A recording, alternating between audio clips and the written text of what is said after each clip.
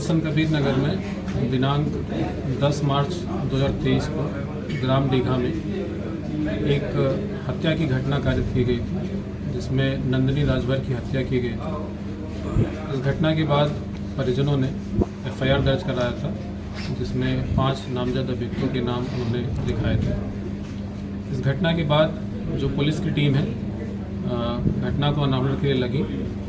इसमें जो मौके से साक्ष्य मिले थे, जो मृतका का मोबाइल नंबर का सीडीआर था, इसको जब पुलिस ने गहनता से इसका अध्ययन किया तो उसके सीडीआर से एक सस्पेक्टेड नंबर प्राप्त हुआ।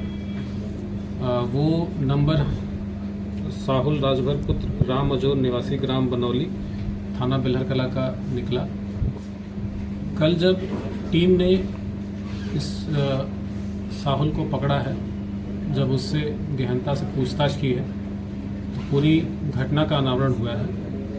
उसने किस तरीके से इनके मृतका नंदिनी राजभर के साथ एक साल पहले संपर्क में आया, उसके बाद कैसे इनके बीच में मोबाइल का आदान प्रदान हुआ, साथ ही कैसे इसने लगभग 26,000 रुपये नंदिनी राजभर को दिए मृतका को, और उसके बाद जब इनके संबंधों में खटास आ गई, मृतका नंदिनी राजभर जब इनसे बात करना बंद कर दिया और किसी और से बात करना स्टार्ट कर दिया, इसी से कुंठित होकर इसने बताया कि इसने ये घटना को अंजाम दिया।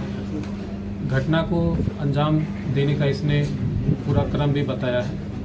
इसने बताया कि इसने प्लान तरीके से एक हथौड़ा जो कि लोहे का है, एक अपने पिट्ठू बैग में रखा, साथ में 2 जोड़ी कपड़े रखे, और ये नंदिनी राजभर जहां इनका घर है उसमें घर में एंटर किया। इसने देखा कि वो फ़ोन पे किसी से वार्ता कर रही थी। लेटकर उसने फिर हथौड़े से सर पे प्रहार किया। पहले प्रहार से ही उसने बताया कि अचेत हो गई। उसके बाद फिर 3 और प्रहार किए। टोटल 4 प्रहार में जब इस मुतमईन हो गया कि मृतका की डेथ हो गई है, फिर उस आला कत्ल हथौड़े को अपने जेब में रखा, छुपाया, अपने शर्ट से ढक के उसको फिर वहाँ से भाग गया। और साथ के साथ जो मृतका का मोबाइल था सैमसंग का, जो कि इसी अभियुक्त ने कुछ समय पहले जनवरी माह में मृतका को दिया था, वो मोबाइल भी वहाँ मौके से लेके चला गया। उसमें जो मोबाइल में सिम कार्ड लगा हुआ था, इसको सिम कार्ड को इसने तोड़कर मेदावल बाईपास के पास में फेंका, जो कि इसकी निशानदेही पे बरामद किया है पुलिस ने। जो आला कत्ल हथौड़ा था, उस हथौड़े को यहाँ पे अग्रवाल नेत्रालय के पास एक जो नहर जाती है उसी के पास इसने फेंका है, जिसको निशानदेही पे पुलिस ने बरामद किया है। जो 10 तारीख की घटना के बाद इसका मूवमेंट है अग्रवाल नेत्रालय के पास, उसका सीसीटीवी फुटेज भी पुलिस ने बरामद किया है, जो कि ये एस्टैब्लिश करता है कि ये घटना करने के बाद वहाँ पे आला कत्ल फेंकने गया।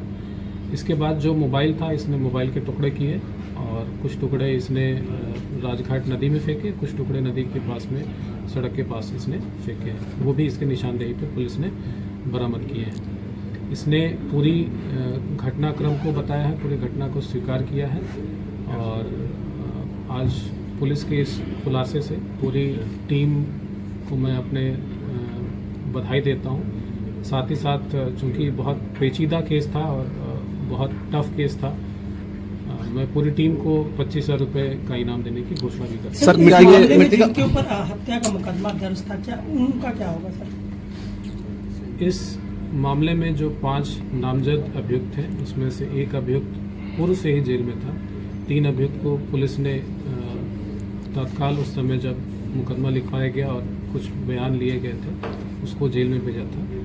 अभी जब पूरी घटना का खुलासा हो गया है, उनका इस वाली घटना के साथ कोई भी संपर्क किसी भी तरीके से इस घटना में शामिल होना नहीं पाया जा रहा है, तो पुलिस इसमें उचित विधिक कार्रवाई अपने स्तर से करेगी। सर, क्या वो लोग जेल से बाहर आएंगे जो जेल गए हैं? क्योंकि देखिए, इसमें 2 मामले हैं। एक पूर्व का मामला 306 का है, जिसमें बताया कि एक अभियुक्त पहले से ही जेल में था। जो 306 का मामला है, उसमें माननीय न्यायालय द्वारा क्या विचारणा किया जाता है, कब इनको बेल मिलती है, जब उनको बेल मिलेगी तभी वो जेल से बाहर आएंगे। दरअसल जो मुकदमा दर्ज हुआ दफा 302 का, इसका सर क्या होगा? सॉरी, जो सर मुकदमा दर्ज हुआ था दफा 302 का, इसका हाँ, सर मैंने बताया 302 का जो मुकदमा दर्ज है, इसमें एक अभियुक्त है साहुल राजभर, जो कि आज पकड़ा गया है और इसको माननीय न्यायालय के समक्ष हमने प्रस्तुत भी किया है। बाकी जितने अभियुक्त हैं जिनका पहले नाम या तो नामजद मुकदमा था या जिन पे शक था, उनको उनकी लिखा पढ़ी पुलिस करेगी, उसको इस मुकदमे से बिल्कुल पृथक करेगी। तो सर हत्या की वजह क्या प्रेम प्रसंग ही है? पूरा घटनाक्रम और जिस तरीके से हमने पूछताछ की है, इन्वेस्टिगेट किया है, यही सामने आया है कि इनका आपस में बहुत मधुर संबंध था। जब मधुर संबंध इनका टूटा, इसी से कुंठित होकर इसने पूरी घटना कर दी। ठीक सर। नहीं सर।